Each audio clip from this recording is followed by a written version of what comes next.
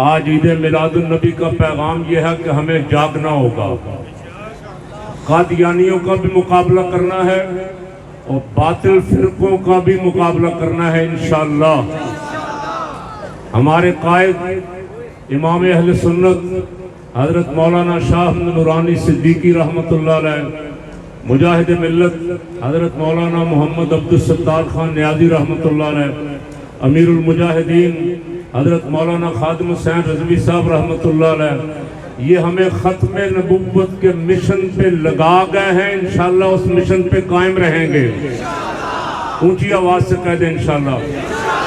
آپ کا یہ پیغام دور دور جا رہا ہے اور جو سن رہے ہیں میں ان کو خبردار کر رہا ہوں، ختم نبوت کے خلاف اور عقیدہ اہل سنت کے خلاف کوئی سازش کرنے کی کوشش کی تو یہ قوم فیض آباد کی یاد تازہ کر دے گی پھر انشاءاللہ۔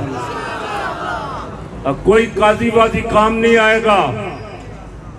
عاشقان رسول کو نہ مشرکین مکہ، نہ منافقین مدینہ، نہ یہود و نصارہ، نہ آج تک کوئی روک سکا ہے نہ روک سکے گا انشاءاللہ۔ جو قوم تہیہ کر لے کہ ہم رسول اللہ پہ جانیں قربان کرنے کے لیے تیار ہیں، ہم حضور رحمت عالم صلی اللہ علیہ وسلم کی عزت کا، حضور کی حرمت کا دفاع کریں گے، حضور کے صحابہ کرام رضوان اللہ علیہ مجمعین کی عزت کا دفاع کریں گے، اس قوم کا ساری دنیا بھی مل جائے تو کچھ بگاڑ نہیں سکتی۔ تاجدار ختم نبوت، تاجدار ختم نبوت، تاجدار ختم نبوت۔ حیدرآباد سے کچھ دنوں سے بڑی خوفناک خبر آ رہی کہ وہاں کھلم کھلا امیر المومنین حضرت سیدنا فاروق اعظم رضی اللہ تعالیٰ عنہ کی توہین کی گئی۔ وہاں کے علماء نے بھی مطالبہ کیا ہے، مفتی منیب الرحمان صاحب اور دیگر سب علماء نے، ہم بھی مطالبہ کر رہے ہیں کہ سیدنا فاروق اعظم کی بے ادبی کرنے والے حرامیوں کو کافر کردار تک پہنچایا جائے۔ جب حکومتیں سستی کرتی ہیں نا تو پھر غازی ممتاز قادری میدان میں آتے ہیں۔ حکومت اپنا فرض ادا کرے، یہ حکومت کی ذمہ داری ہے۔ اگر کوئی بولے حضور کے خلاف، کوئی بے ادبی کرے صحابہ کرام کی، اہل بیت کی، حکومت کی ذمہ داری ہے کہ حکومت اس کی زبان کو لگام دے، اسے بند کرے اور ایسے تمام بھونکنے والوں کو جیل کی سلاخوں کے پیچھے ہونا چاہیے۔ میں نے ایک دن سوشل میڈیا پہ دیکھ رہا تھا، ایک کالے لباس والے کو دیکھا، وہ کہہ رہا تھا کہ نہ حضور کے ساتھ نہ ابو بکر ہے نہ عمر ہے، قبر ہے ہی کسی کی نہیں وہاں۔ دونوں مزارات کا انکار، دوسرا سنا وہ بھی بکواس، تیسرا سنا وہ بھی بکواس۔ اور بابا ہم میں سے الحمدللہ کوئی ذرہ برابر بھی اہل بیت کی بے ادبی کرے ہم برداشت ہی نہیں کرتے۔ تم ہمیں غصہ دلاؤ گے تو ہم اہل بیت کے خلاف تو ہمارا بچہ بھی تصور بھی نہیں کر سکتا۔ ہم تمہارا محاسبہ کریں گے۔ ہم جانتے ہیں کہ تم اہل بیت کے محب نہیں ہو۔ جو سیدنا صدیق اکبر فاروق اعظم اور عثمان غنی رضی اللہ تعالیٰ عنہ کو گالی دیتا ہے وہ حضرت علی المرتضیٰ کا کچھ نہیں لگتا، وہ امام حسن اور امام حسین کا کچھ نہیں لگتا۔